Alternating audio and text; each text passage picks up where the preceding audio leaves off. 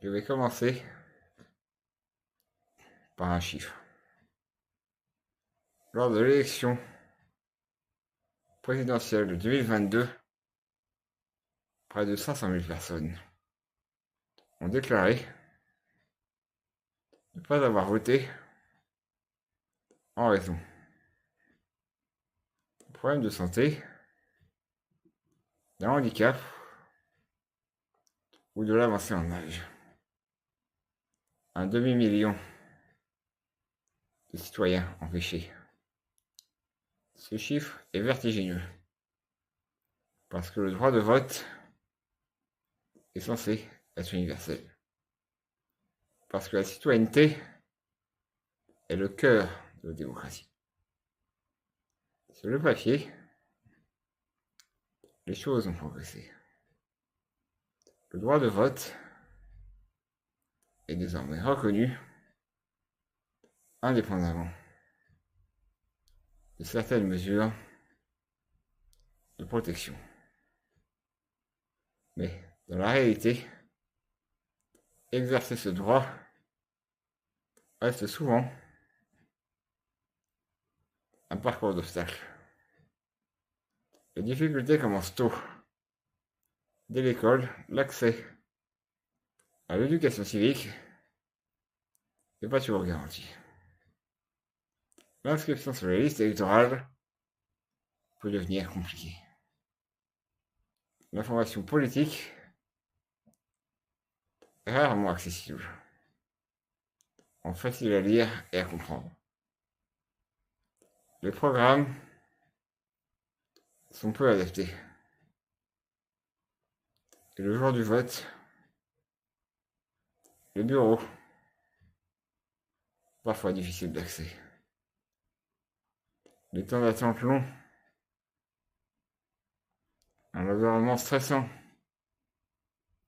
une signalétique peu claire, un manque d'accompagnement adapté. Pour certaines personnes, et on les trouve intellectuels, psychiques ou cognitifs, le simple déroulement du scrutin peut devenir une source d'angoisse. La mobilité pose aussi problème. Des transports inadaptés, des temps de trajet allongés, des difficultés d'orientation, une fatigabilité accrue. Et il y a aussi la question des aides humaines, des plans d'aide trop rigides, des interprètes à organiser, des accompagnements à anticiper, une logistique lourde pour un acte qui devrait être simple, sans compter une activité persistante de nombreux lieux publics, escaliers, voire les dégradés, absence de sanitaire adapté. La citoyenneté ne se limite pas au vote. Elle inclut l'accès aux réunions publiques, au débat, à l'information politique.